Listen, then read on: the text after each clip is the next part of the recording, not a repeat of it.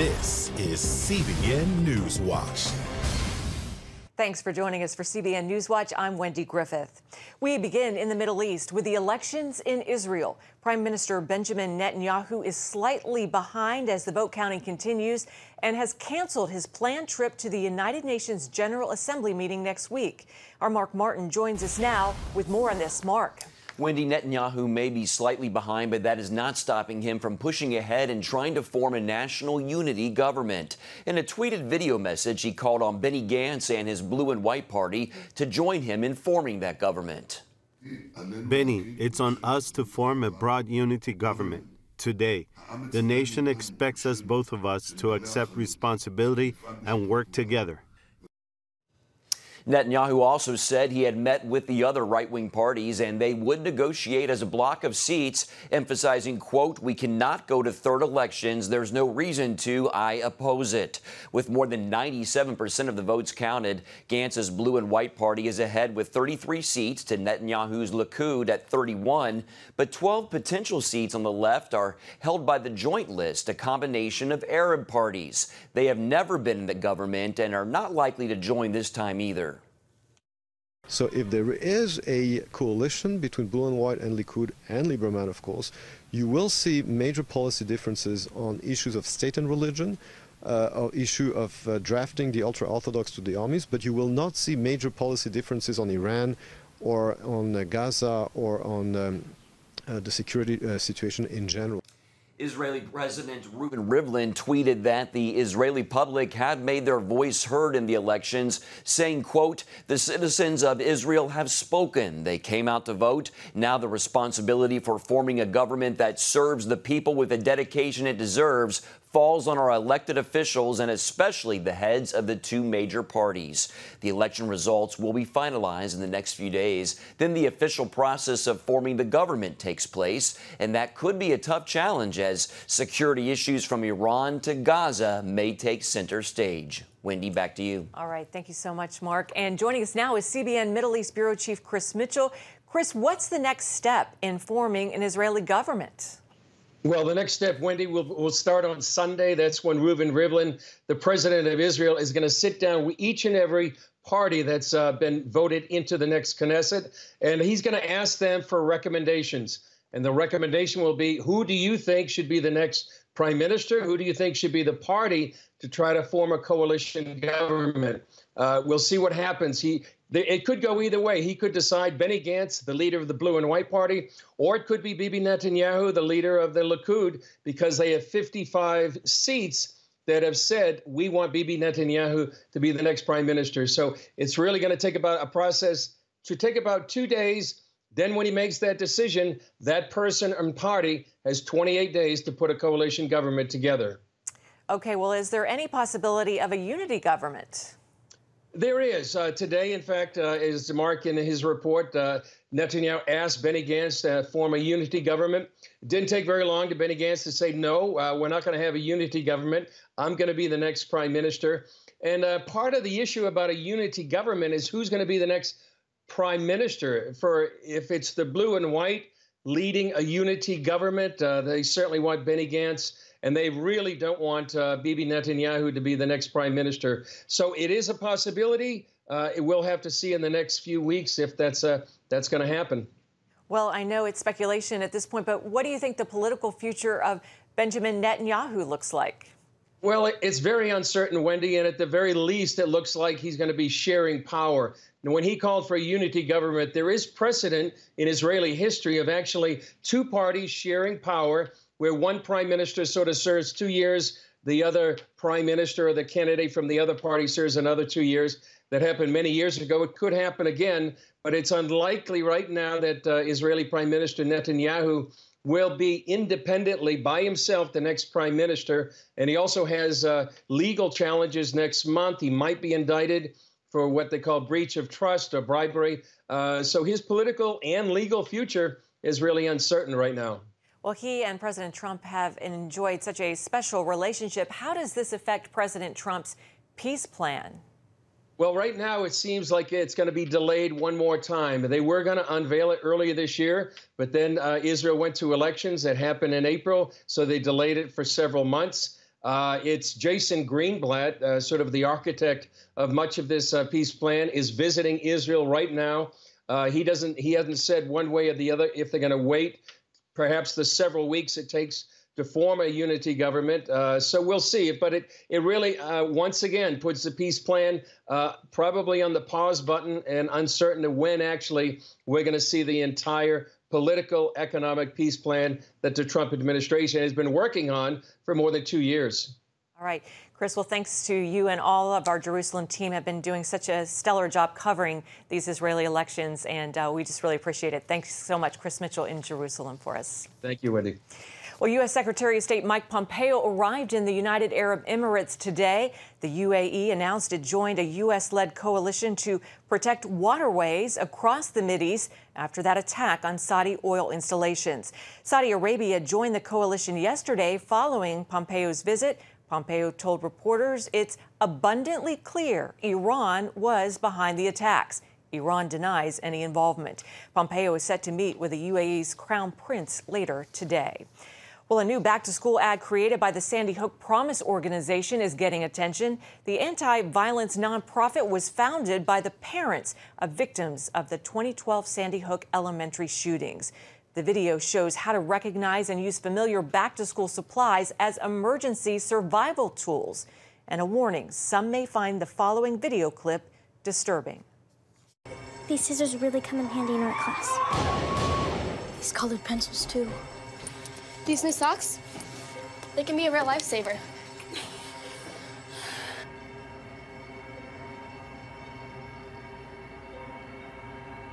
I finally got my own phone to stay in touch with my mom.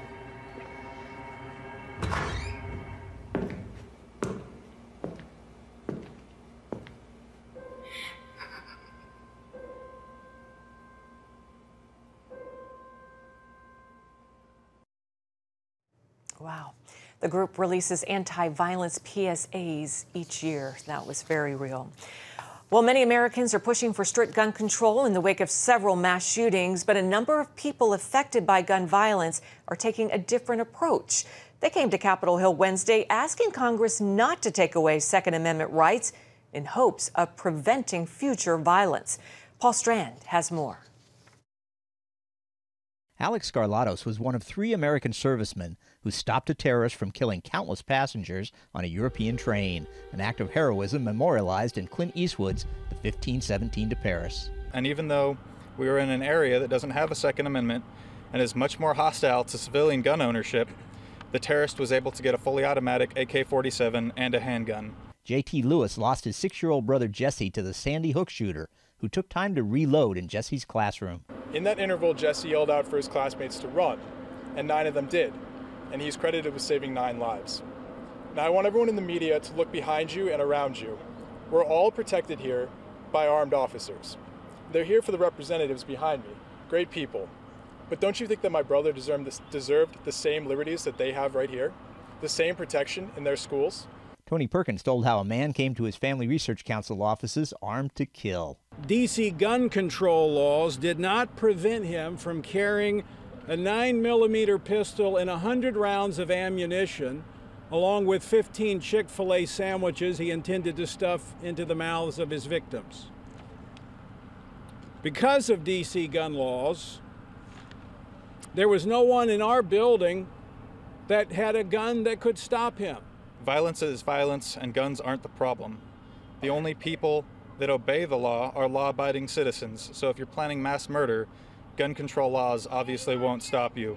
One sheriff pointed out presidential candidate Beto O'Rourke might find police won't go along with his promise to confiscate everyone's AR-15s. When we say that we're going to defend the Constitution, we're not going door to door and confiscating guns. That's not what the Constitution says. It says shall not be infringed. Tea Party Patriots head Jenny Beth Martin could have lost her own sons had police not prevented an attack. 2 students at their school had detailed plans to mass murder their peers. Still, Martin opposes gun control measures she says won't actually stop killers. I categorically reject efforts by Democrats or Republicans to trample on the rights of innocent Americans when we know what works and we know what doesn't. You have a right to defend yourself against wrongdoers and also against a tyrannical government. That's what the Second Amendment was about. It is the last bulwark against tyranny in the world. Everywhere we have seen in the history of mankind, a disarmed population results in tyranny. Tyranny over the mind of man.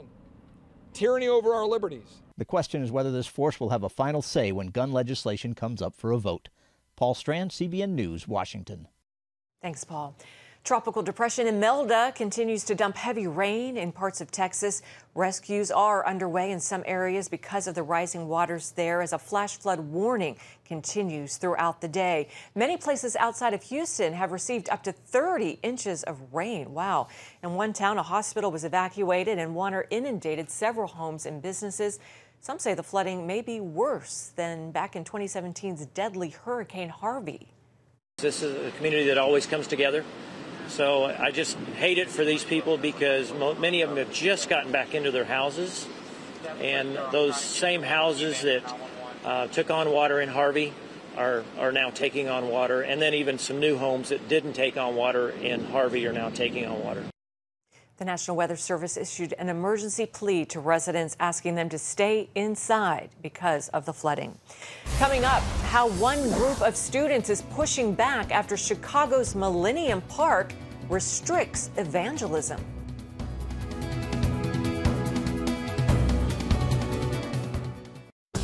It's the new Superbook Bible app. It's packed with games, activities, and Superbook episodes that you can watch for free. Oh, no! There's trivia, a fun daily devotional, and answers to your Bible questions. Plus, an easy-to-understand Bible the whole family will enjoy. You can even create your own Superbook character.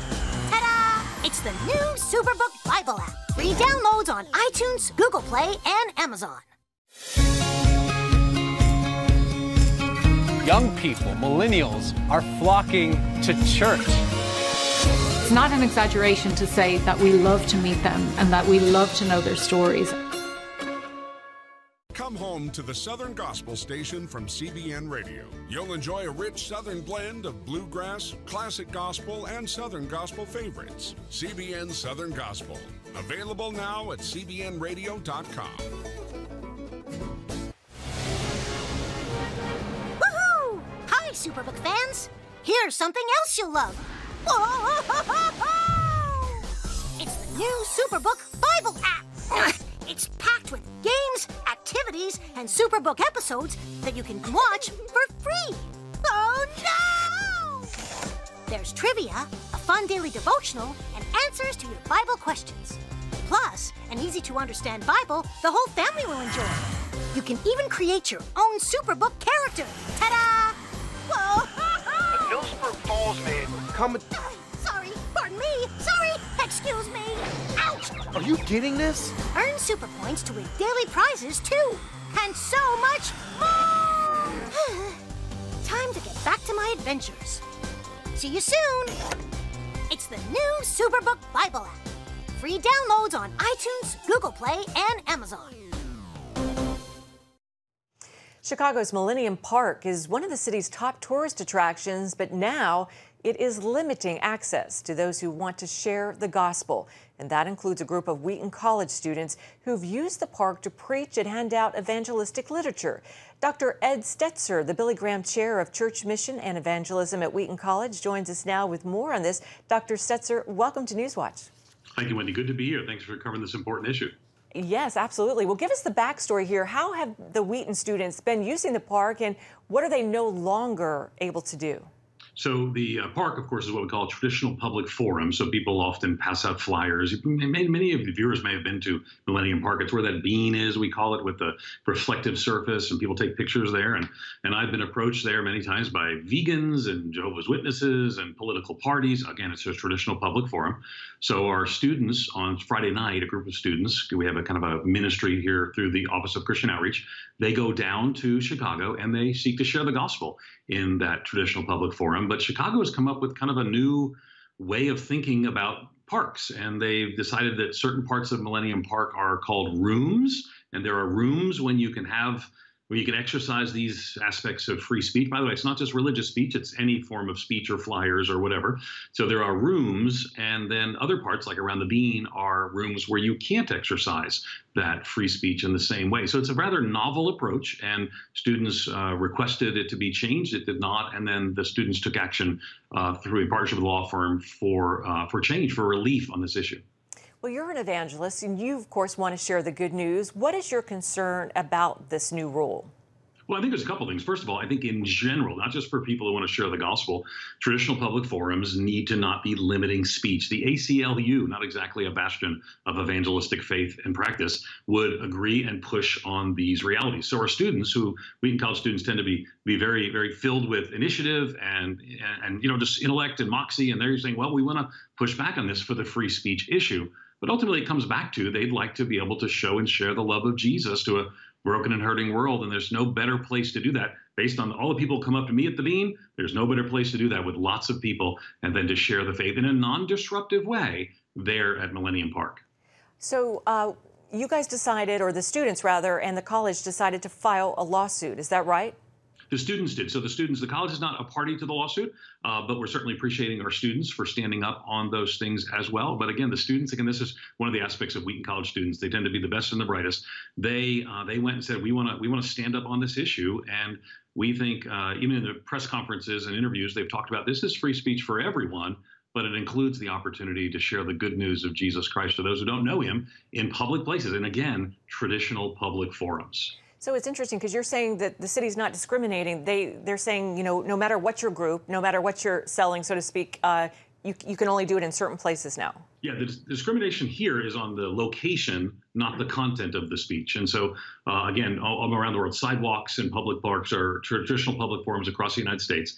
And so to say that you can only go to this small place, which is a very corner of the park, to exercise free speech, basically you have everyone over there talking to one another, when the reality is again, across the country, and this is a novel idea Chicago's doing, across the country, traditional public forums is where people who want to share the gospel or people who want to tell you to be vegans tend to go. Our students think that should continue. Yeah, I think the students have a pretty good case on their hands, and I'm sure you agree.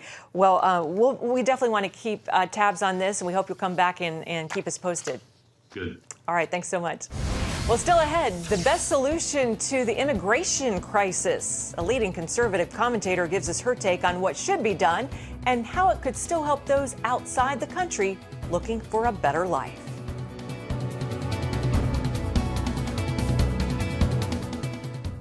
Are you suffering from feeling tired or worn out during the day? Can you not turn off your brain at night? You are not alone.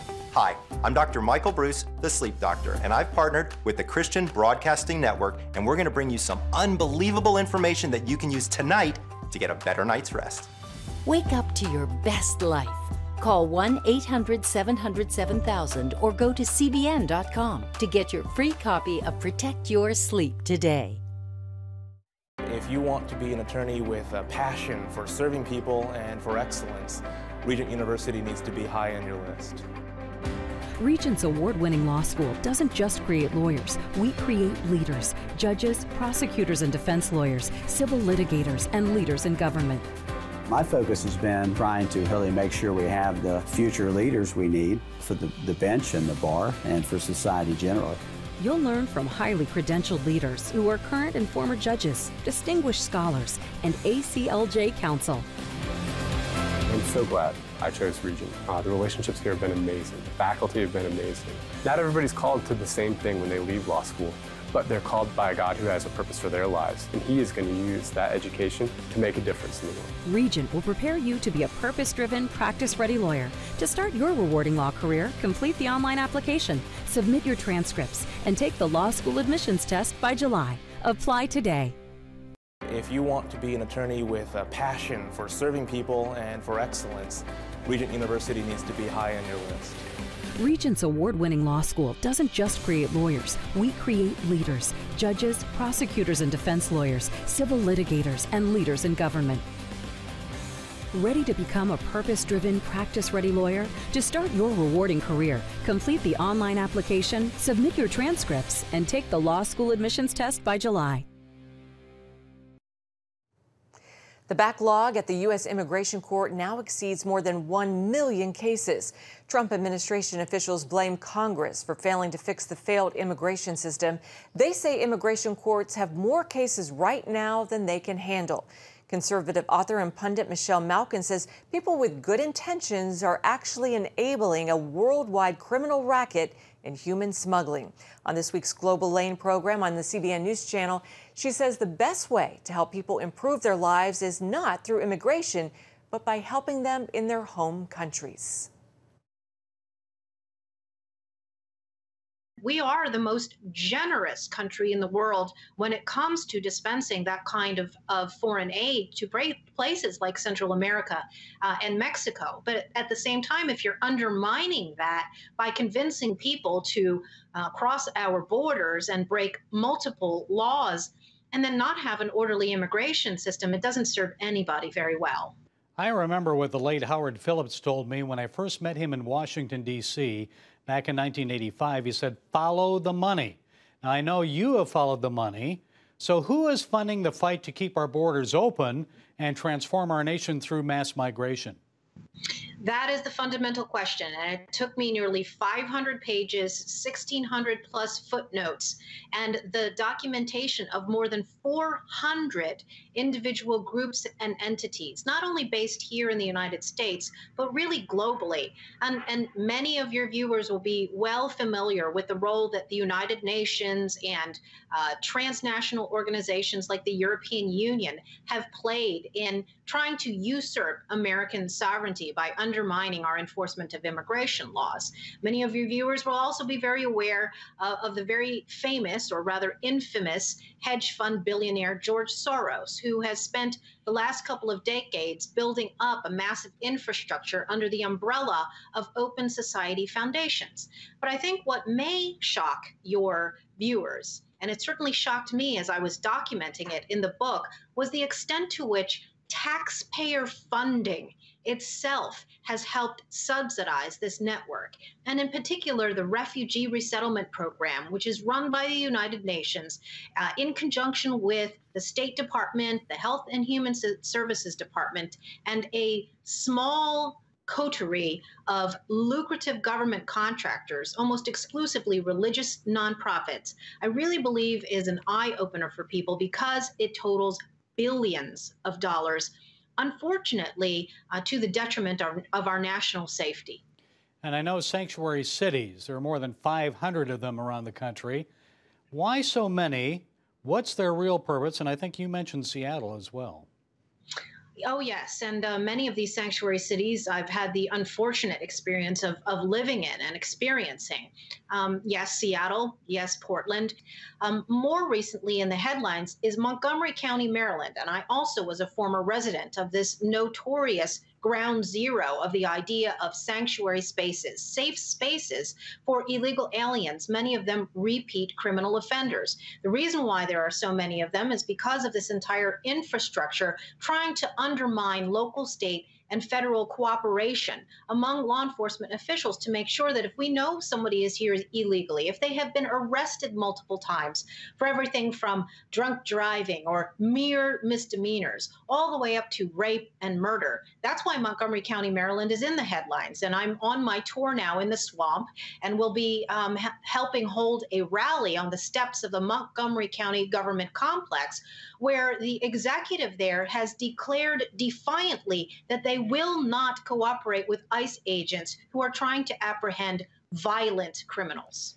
And Michelle, I lived in Maryland for a long time when I worked in D.C. and Tacoma Park, Maryland. They allow non-citizens to vote there. Is that correct? That's right. And that phenomenon, which really was spearheaded in Tacoma Park, Maryland, has spread to other places in the country, some of them not surprising. San Francisco, for example, now allows non-citizens to vote in school board elections. And you can see the ramifications here. What it is the steady blurring of the lines between legal citizens and illegal citizens. And, you know, it's not just native-born Americans that are concerned about these things. I am the child of legal immigrants who came to this country in 1970 from the Philippines. He swore an oath of allegiance to the Constitution and its laws, and to help protect our country from all enemies, both foreign and domestic. Fundamentally, if we do not as a country assimilate the massive amounts of people who are coming in here, and if we refuse to be choosy and, yes, discriminating about the people that we bring into this country, then we're not a country at all. We can't promise religious liberty to future generations that come here. We can't promise any liberties at all. Okay, we could talk to you all day, but we're out of time. The book is Open Borders, Inc. Who is funding America's destruction? Michelle Malkin, it's been a pleasure. Thank you. Thank you, Gary. The backlog at the U.S. Immigration Court now exceeds more than 1 million cases. Trump administration officials blame Congress for failing to fix the failed system. They say immigration courts have more cases right now than they can handle. And as we just heard, we'll have more on this story with Gary Lane's The Global Lane Thursday at 9:30 p.m. And we'll be right back after this. Prophecy thousands of years old. We were called to be a light to the world. Being fulfilled today. Discover how. Get to life. Call 1-800-700-7000. We consider it our duty to reach out and help others around the world. For a gift of $10 or more, you can own the acclaimed CBN documentary To Life. Just call 1-800-700-7000 or log on to CBN.com. To treat a human, no matter what he is, which religious he have, which color he is. This is what I'm doing. See how the people of Israel are fulfilling prophecy. History is being written, and I want to be a part of it. By sharing their knowledge. In Africa, in Asia, in South America, in East Europe. And their love. This is how we work. This is us. Get to life. Call 1-800-700-7000 or log on to CBN.com. Get Protect Your Sleep and discover how to improve the quality of your life. A free DVD or booklet from the Christian Broadcasting Network. If you're not a great sleeper, you can do things to make yourself a great sleeper. If you're already a pretty good sleeper, you can enhance your sleep and be even better. 5 leading experts help remove the obstacles between you and restorative sleep. When you don't get a restful night's sleep, you wake up with an accumulation of stress. Call 1-800-700-7000 or go to CBN.com to get your free DVD or booklet today. Everything you do better with a good night's sleep. You'll discover how food affects your sleep, how to put insomnia to rest, explore effective remedies for sleep apnea, and much more in Protect Your Sleep. Wake up to your best life and get Protect Your Sleep today. Call 1-800-700-7000 or go to CBN.com to get your free DVD or booklet. Christian music artist Francesca Battistelli is praising God for what she's calling a miraculous healing during her pregnancy. The singer posted to her Instagram account sharing how a large cyst on one of her ovaries was causing excruciating pain and complications. Doctors told her surgery was inevitable, but she said, "We believed God could heal me," and said that she and her husband prayed relentlessly. And that is exactly what happened. The cyst was gone, and she is healed, and they're welcoming a baby boy. That's it for today. God bless.